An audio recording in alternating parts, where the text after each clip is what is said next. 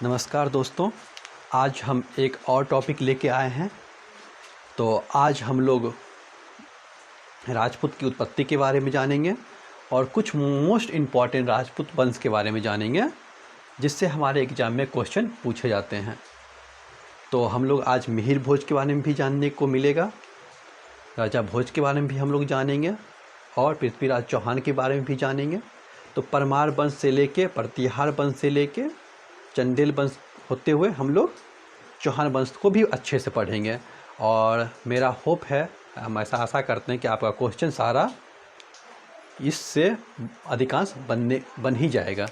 ठीक है, तो चलिए हम लोग स्टार्ट करते हैं राजपूत की उत्पत्ति और राजपूत वंश। अच्छा, इसके पहले वाले एपिसोड में हम लोगों ने क्या पढ़ा था? तो मोहम्मद गोरी के बारे में। तो उसका वीडियो हम इससे पहले भी दे चुके हैं, तो उसको आप जाके देख लीजिएगा। चलिए हम लोग आज पढ़ते हैं राजपूत की उत्पत्ति के बारे में।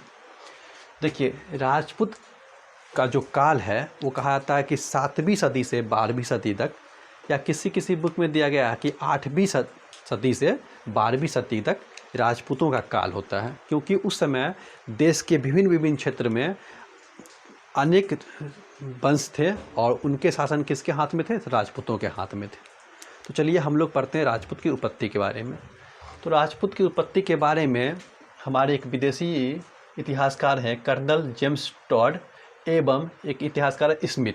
इन्होंने बताया कि राजपूत जो थे ना, वो विदेशी लोग थे जो आके यहाँ पे बस गए थे। जैसे आर्य लोग आके यहाँ पे बसे थे, वैसे ही ये लोग भी विदेशी थे जो यहाँ पे आके बस गए। अब बाद में इन्होंने अपना विस्तार किया और राजपूत वंश के रूप में विकसित हुआ। तो ये लोग विदेशी थे तो अपना विदेशी मत दिया। अच्छा, हमारे एक गौरी शंकर जो हैं उन्होंने बताया कि नहीं, ये लोग प्राचीन जो क्षत्रिय थे उन्हीं की उत्पत्ति है। राजपूत जो प्राचीन क्षत्रिय हुआ करते थे उन्हीं के वंशज हैं। कौन? राजपूत। और एक गोपीनाथ शर्मा हैं, उन्होंने बताया कि नहीं, ब्राह्मण के द्वारा सिद्धांत दिए कि ब्राह्मणवाद का सिद्धांत कि ब्राह्मणों के द्वारा उत्पन्न हुए हैं राजपूत। आखिर वो गोपीनाथ ब्राह्मण थे तो उन्होंने ब्राह्मणवाद का सिद्धांत दिया। तो चलिए इसके बारे में एक कहानी है कि चंद्रवरदायी कौन था? जो पृथ्वी रासों की रचना की थी। तो चंद्रवरदायी ने कहा था कि राजपूत का जो उत्पत्ति है वो जब विशिष्ट जो यज्ञ कर रहे थे माउंट आबू पर्वत पर, तो उन्होंने संजीवनी मंत्र का प्रयोग करके और 4 पुरुष को उत्पन्न किया था।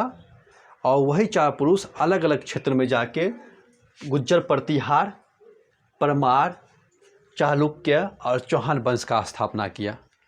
तो उन लोगों का ही से ही राजपूत की उत्पत्ति हुई है और ये लोग ही राजपूत थे जिनके बाद छोटे छोटे भाग में राजपूत वंश और देखने को मिलेगा। एक प्राचीन ग्रंथ है कुमार चरित्र और वन रत्नागर। इसमें राजपूत के 36 कुल या जिसको गोत्र बोलते हैं उसके बारे में बताया गया है कि राजपूत के 36 कुल गोत्र हैं या कुल हैं। तो इन सब को देखते हुए हम लोग आज पढ़ते हैं पहला, जो कि कहा जाता है कि अग्नि के द्वारा उत्पन्न हुआ था। जब ऋषि वशिष्ठ जब यज्ञ के द्वारा इन्हें उत्पन्न किए थे, तो उनमें से पहला गुज्जर प्रतिहार, उसके बाद हम परमार वंश पढ़ेंगे, फिर चालुक्य वंश पढ़ेंगे, उसके बाद चौहान वंश पढ़ेंगे। तो गुज्जर प्रतिहार वंश के बारे में हम लोग जानते हैं। देखिए, गुज्जर प्रतिहार वंश का स्थापना कौन किया था? नागभट्ट प्रथम ने। अच्छा, गुज्जर प्रतिहार किस क्षेत्र में अपना शासन कर रहा था? तो देखिए, ये गुजरात, जो इंडिया का एक मैप है, ये गुजरात और दक्षिण राजस्थान, जो नीचे वाली राजस्थान होता है, नीचे दक्षिण राजस्थान और गुजरात के क्षेत्र में यहाँ पे जो राज कौन करा था? गुज्जर प्रतिहार। ठीक है, तो इसे गुजरात के साइड में जो कर रहा था शासन, इसलिए इसे गुज्जर भी बोला गया, या आप बोलिए प्रतिहार वंश। तो गुज्जर प्रतिहार, इसके संस्थापक कौन थे? नागभट्ट। ठीक है, इनकी पहली राजधानी उज्जैन था। अच्छा, उज्जैन कभी कभी भूगोल में पूछता है किस नदी के किनारे बसा है? तो क्षिप्रा नदी के किनारे, ध्यान रखिएगा। उज्जैन। उसके बाद एक और राजा आते हैं नागभट्ट द्वितीय। ये क्या करते हैं, उज्जैन से ट्रांसफ़र कर देते हैं अपने राज्य को कन्नौज। ठीक है, तो याद रखिएगा इसकी राजधानी पहले उज्जैन बनती है, उसके बाद कन्नौज बनती है। तो गुज्जर प्रतिहार के जो संस्थापक थे नागभट्ट, इन्होंने 738 ईस्वी में एक शक्तिशाली राज्य का स्थापना करता है। आप देखिएगा 712 ईस्वी तक में मोहम्मद कासिम आक्रमण करता है। तो गुज्जर प्रतिहार कहा जाता है कि लक्ष्मण वंशज के थे, जैसे लक्ष्मण द्वारपाल की तरह मतलब काम करते थे, उसी तरह गुज्जर प्रतिहार भी द्वारपाल की तरह विदेशी आक्रमण से हम लोगों की रक्षा की है। उसके बाद एक और मोस्ट राजा आता है इसी वंश का, वत्सराज। तो वत्सराज के बारे में देखिएगा क्या इसमें निर्णय होता है। तो वत्सराज क्या करता है, जो बंगाल के साइड में एक पाल वंश रहता है धर्मपाल। धर्मपाल क्या था, विक्रमशिला विश्वविद्यालय का स्थापना किया था, जो कि बिहार में है, और इसे बर्जियान शाखा का ऑक्सफोर्ड बोला जाता है। तो धर्मपाल पर आक्रमण किया कौन, वत्सराज, और धर्मपाल को पराजित कर दिया। तो जब धर्मपाल को पराजित कर दिया तो नीचे यमुना और गंगा के द्वाब के और कन्याकुमारी के बीच में जो एक वंश राज कर रहा था वो थे राजपूत वंश। ये बहुत शक्तिशाली वंश थे। इन्होंने क्या किया, गुज्जर प्रतिहार वंश पे आक्रमण कर दिया। और कौन किए थे, तो ध्रुव राजपूत वंश के सबसे महान शासक थे। इन्होंने आक्रमण कर दिया, अब वत्सराज को पराजित कर दिया। तो कभी कभी क्वेश्चन पूछा जाता है, देखिए वत्सराज कौन से वंश के थे, प्रतिहार वंश के, धर्मपाल पाल वंश के, राजपूत वंश के, कौन, ध्रुव। तो इस कारण तृतीय संघर्ष शुरू होता है। तो पूछा जाता है कि तृतीय संघर्ष में कौन कौन शामिल थे, तो पाल, प्रतिहार और राजपूत, ये तीनों शामिल थे कौन, त्रिपक्षीय संघर्ष में। उसके बाद कहानी बदलती है। बार बार राजपूतों के आक्रमण से तंग आके नागभट्ट द्वितीय अपनी राजधानी उज्जैन से कन्नौज, जो कि उत्तर प्रदेश साइड में था, वहाँ पे अपनी राजधानी स्थानांतरित करता है। तो इतना कहानी हम लोगों ने देख लिया। इसी वंश का एक था राजा मिहिर भोज। तो मिहिर भोज शक्तिशाली भी था। इसे एक बार इन्होंने राजपूत वंश के राजा को पराजित किया है लास्ट, और अपना उपाधि लिया था आदि बरहा की उपाधि। ठीक है, आदि बरहा या प्रभास की उपाधि ग्रहण किया था कौन, मिहिर भोज। इसी वंश का एक शासक था महेंद्रपाल, मिहिर भोज का पुत्र था। इसके दरबार में एक प्रसिद्ध विद्वान रहते थे कौन, राजशेखर। तो राजशेखर ने क्या लिखा था, काव्य मीमांसा और बाल रामायण की रचना कौन किया था, काव्य मीमांसा और बाल रामायण की रचना कौन किया था, तो राजशेखर। किसके दरबार में रहते थे, महेंद्रपाल के दरबार में। देखिए जब ये सारी घटना होती रहती है तो 963 ईस्वी में कृष्ण तृतीय नाम का एक राजपूत शासक रहता है। वो क्या करता है कि प्रतिहार पे आक्रमण कर देता है, और प्रतिहार पूरी तरह से विखंडित हो जाता है, बिखर जाता है। ठीक है, उसके बाद आप देखिएगा क्या कि मोहम्मद गजनवी का आक्रमण शुरू होता है। मोहम्मद गजनवी का आक्रमण शुरू होता है कब, 1018 ईस्वी में। 1018 ईस्वी में जब मोहम्मद गजनवी का आक्रमण होता है तो इसका राजा एक रहता है राजपाल। वो क्या करता है, युद्ध नहीं करता और वहाँ से भाग जाता है। तो भाग जाता है तो एक चंदेल शासक होते हैं विद्याधर। तो गजनी की टॉपिक में भी हमने आपको बताया था। तो विद्याधर क्या करता है, सभी से मिलके राजपाल जो प्रतिहार के शासक होते हैं उनकी हत्या करवा देते हैं। क्यों, तुम भागा क्यों, तुम्हें युद्ध करना चाहिए था। तो उसके बाद उसका बेटा, राजपाल का बेटा त्रिलोचन पाल गद्दी पर बैठता है और उसे 1019 ईस्वी में मोहम्मद गजनवी हरा देता है। लेकिन जो भी हो, लेकिन गुज्जर प्रतिहार बहुत दिन तक विदेशी आक्रमण से हम लोगों की रक्षा किए। इसका अंतिम शासक जो था यशपाल था। तो आपको इतना कहानी नहीं याद रखना, बस इतना याद रखना इसके संस्थापक कौन थे, नागभट्ट प्रथम। ये इनकी राजधानी उज्जैन से कन्नौज की तरफ गया। इसका विस्तार कहाँ था, तो गुजरात से लेके दक्षिण राजस्थान तक। ठीक है, और इसके एक महेंद्रपाल के दरबार में जो राजशेखर रहते थे वो काव्य मीमांसा और बाल रामायण की रचना किए थे। इतना कहानी जान गए। अब हम लोग आएंगे परमार वंश के बारे में जानते हैं। तो परमार वंश कहाँ पर राज कर रहा था? देखिएगा, परमार वंश जो है मालवा क्षेत्र पर आक्रमण कर रहा था। मध्य प्रदेश और राजस्थान के जो पूर्वी बॉर्डर होते हैं उस सबको मालवा प्रदेश बोला जाता है।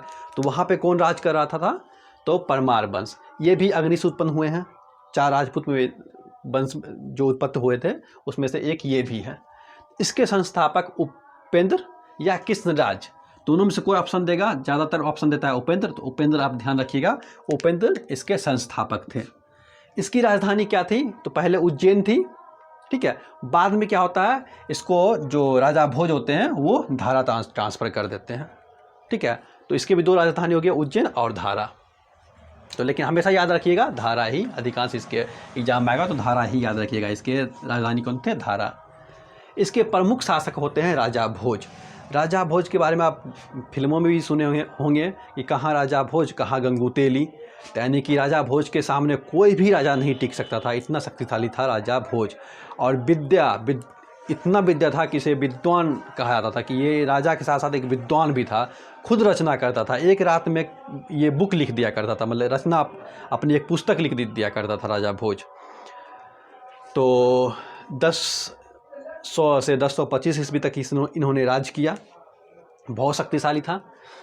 तो इतना शक्तिशाली था कि कल्याणिक चालुक्य को हराया इन्होंने, जो महाराष्ट्र साइड में आक्रमण कर शासन करता था।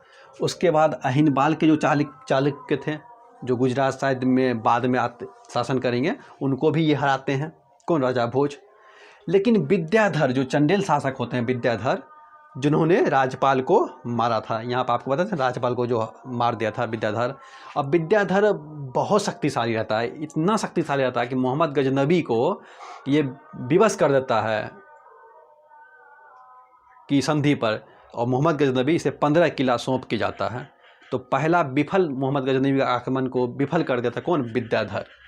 विद्याधर राजा भोज पर आक्रमण करते हैं, और भाई तो ये शक्तिशाली था ही था, ये भी शक्तिशाली था, लेकिन इसके सामने राजा भोज नहीं टिक पाया और राजा भोज की पराजय होती है। अच्छा, राजा भोज एक अच्छा काम क्या था, जब मोहम्मद गजनबी जयपाल के जो बेटे थे आनंदपाल, जब 1008 में मोहम्मद गजनबी जब आनंदपाल पर आक्रमण करते हैं, तो राजा भोज अपनी एक शाही सेना आनंदपाल के सहायता के लिए भेज देते हैं। हालांकि आनंदपाल की तो मृत्यु अति हार होती है, लेकिन तो भी तो हेल्प किया राजा भोज ने।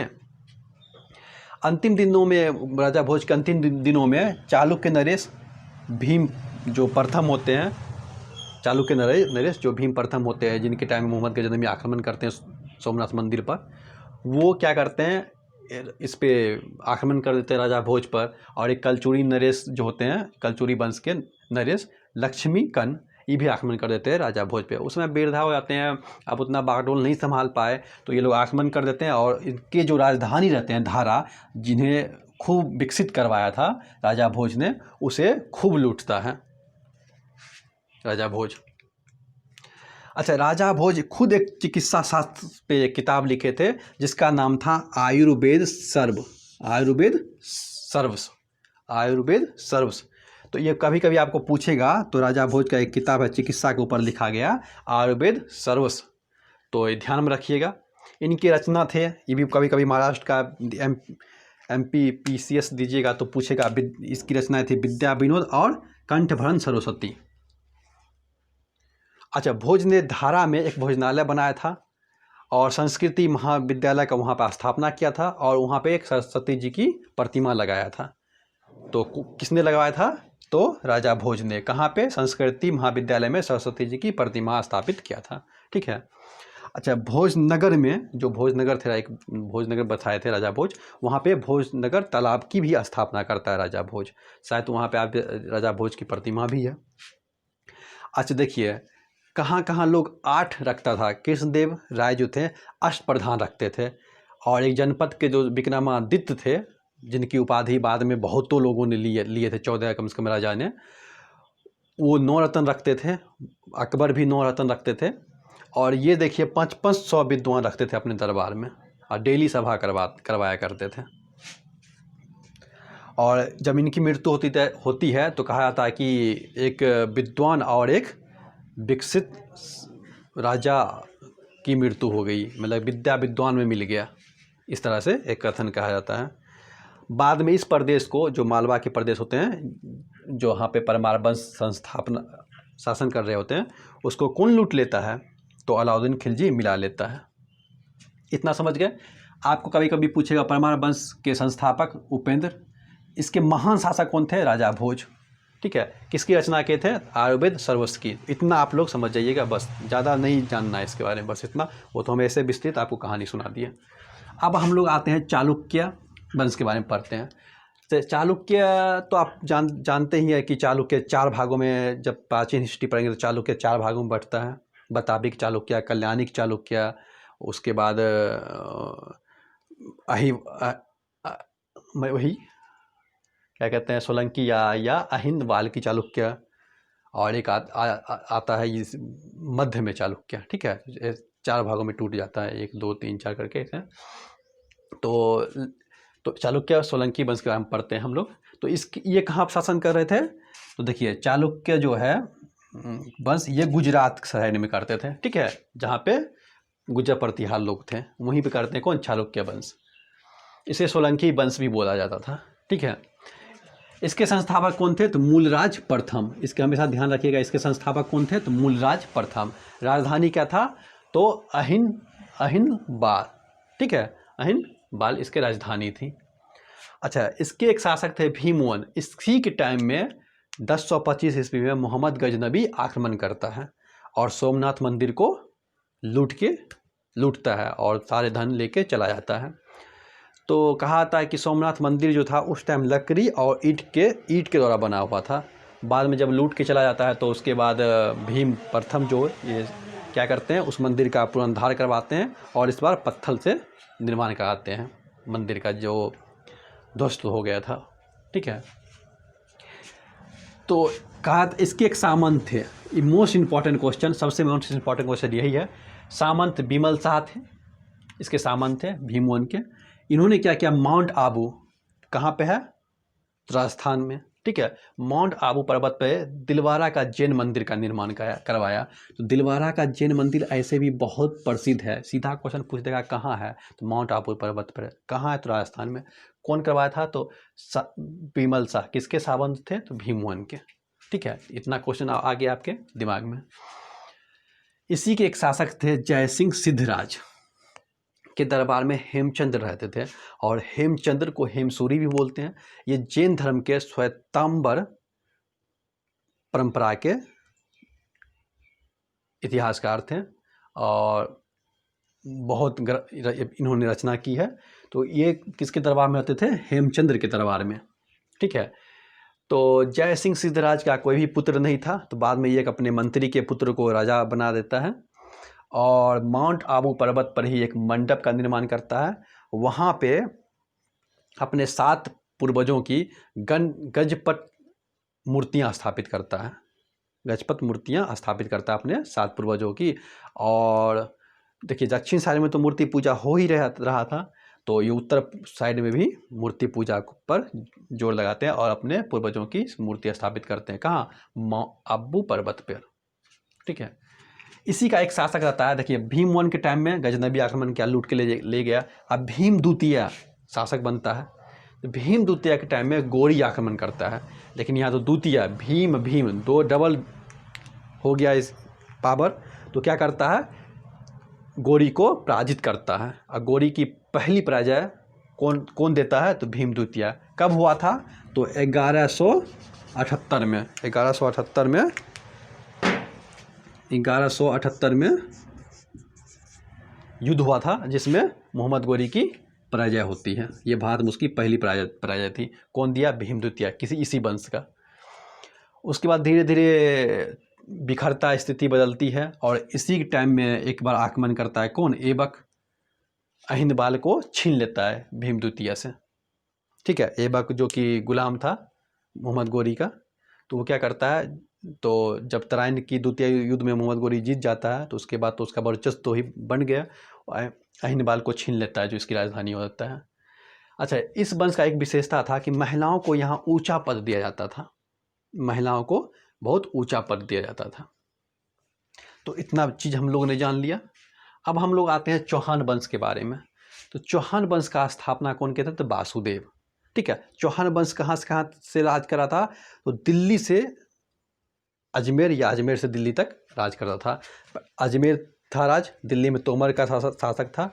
तो तोमर के साथ भी विवाह संबंध बना के जब उसके कोई पुत्र नहीं रहते हैं तो पृथ्वीराज चौहान तृतीया को ही वहाँ का शासक नियुक्त कर दिया जाता है। तो चौहान वंश दिल्ली से अजमेर यानी कि अजमेर से दिल्ली तक शासन करता है। ठीक है। और ये लोग पहले किस कहा जाता है कि प्रतिहार जो यहाँ पर हम लोग पढ़े इसके सामंत हुआ करते थे। अच्छा, राजस्थान में आप लोग अजमेर शहर का नाम सुने होंगे। इसकी राजधानी पहले अहिछत्र रहती है, उसके बाद अजमेर बनती है। तो अजमेर का आप लोग तो नाम सुने हैं, आज भी है।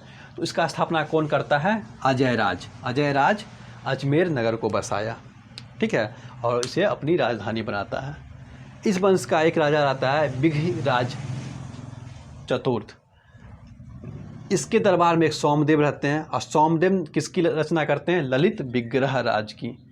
तो इस ललित विग्रह राज से बहुत को जानकारी मिलती है हमें चौहान वंश के बारे में और इतिहास को जानने में। ठीक है। तो इसकी रचना कौन की थी? कौन किया था? सोमदेव। ठीक है, जो कि बिघराज चतुर्थ के दरबार में रहते थे।